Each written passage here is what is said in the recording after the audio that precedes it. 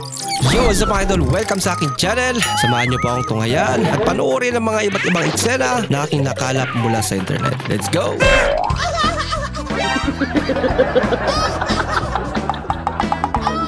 Okay, class. Kilala niyo ba si Andres Bonifacio? Sir, Ano? Hindi rin Hindi kilala. kilala si Andres Bonifacio? baka po sa bilang section, sir. Bakit nagkakabilang section?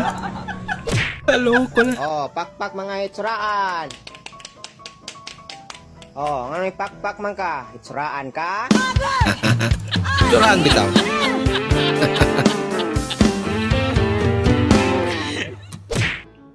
Hello, pare. Asan ka na, pare? Ha? Hindi ka pinayagan? Pambihira o kanina pa kita hinaantay dito. Gawa mo ang paraan. Sabi ko sa inyo, pare. Pagdating niya sa kwentuhan, kaya yayabang nyo.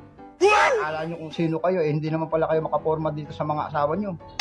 Ako, pare, pag sinabi ko kay Commander na ako'y makikipag-inuman sa inyo, isang salita ko lang, hindi ako napipigil. Talaga. Sa totoo lang, pare. Siyempre hindi siya takot sa asawa niya. Kailangan ko ng tulong mo ngayon, pare. Kailangan daw ng tulong. Tatayin ang kumarin mo. Hindi ako Kaya makawala. pala. Tignan, pare. Kalasan mo na. Pumunta ka na rito, pare. Kaya pala kailangan niya. Si kumpare. Naligo ka na. Saan punta mo? Wala akong pupuntahan, ma. Porque minsan lang ako maligo, tapos tatanungin nyo kagad kung may pupuntahan ako. Grabe naman kayo. Nagtabad ka mga ice cream, labas-labas tang iwa mo. Tabig. Naging mas garo, dabi ka. Dugdug ka ni kaso agad hindi mga ice cream ni. Inayadom lang. Inayadom lang. Mga kasama tayo. Bona.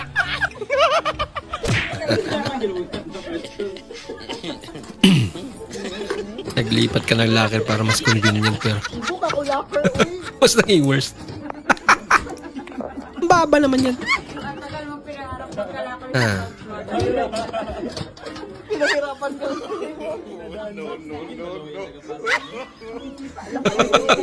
Nakadapahan na siya eh.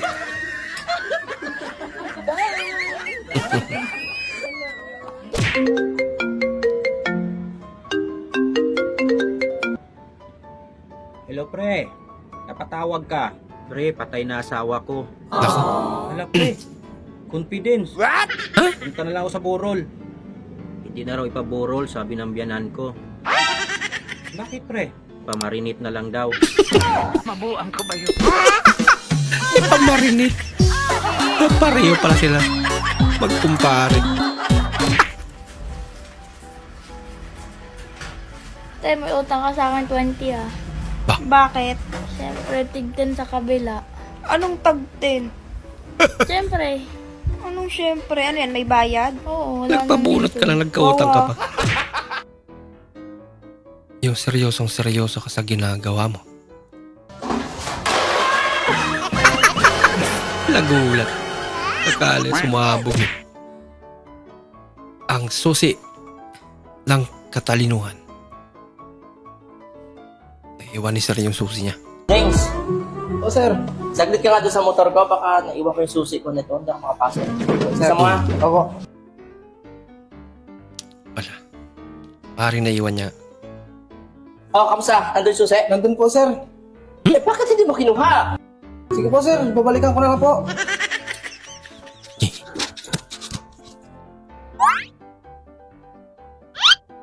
Oh, Oh, Bilis ah. sabi ko sa'yo sir eh, nandun yung susi mo eh. Ayaw mo talagang maniwala? ano to? Oo. Diba? Pinicturean niya lang.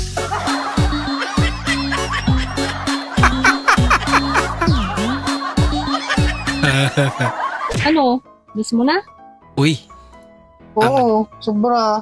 Oo, ba't di mo kausapin? Nagsasalita ba ang manay? ano klaseng man? Yung nilaga o kinarog? Yung sunod-sunod dum. Dumadating parcels. At nagagalit na magulang mo. Aba.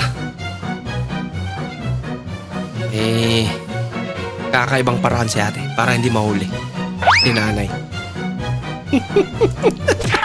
Baby, tignan mo to, oh. Napanood ko na. Panoorin mo ulit. Ba? Ngayon, tumawa ka. Nako. Lakasan mo. Hindi totoo yan. Nakakatawa, di ba? Bakit nga yung chan ko, grabe. Nakasawa na, lalayas na ako. Bakit puro layas? Huwag tuwa siya. Sa totoong buhay, totoo talaga to.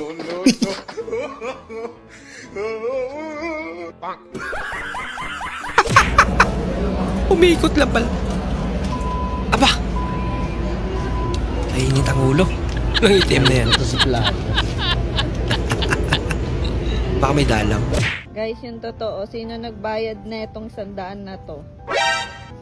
Literal na kalahati lang, mga hayop kayo. Oh, no. Ano lang yan? 50 lang yan. Kalahati lang eh. Kayo.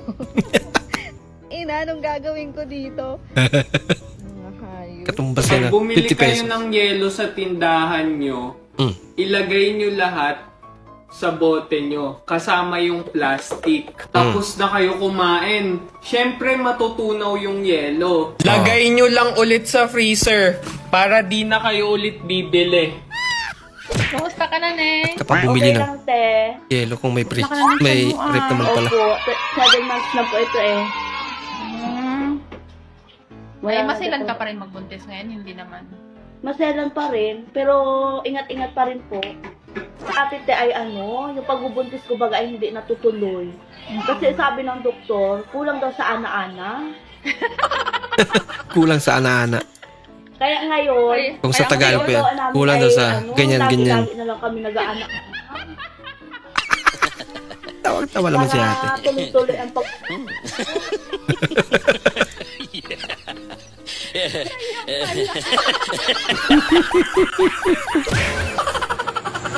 Ganito lang tong mukha ko. Pero pinag-aagawan to ng lamok. Grabe naman yung mga lamok.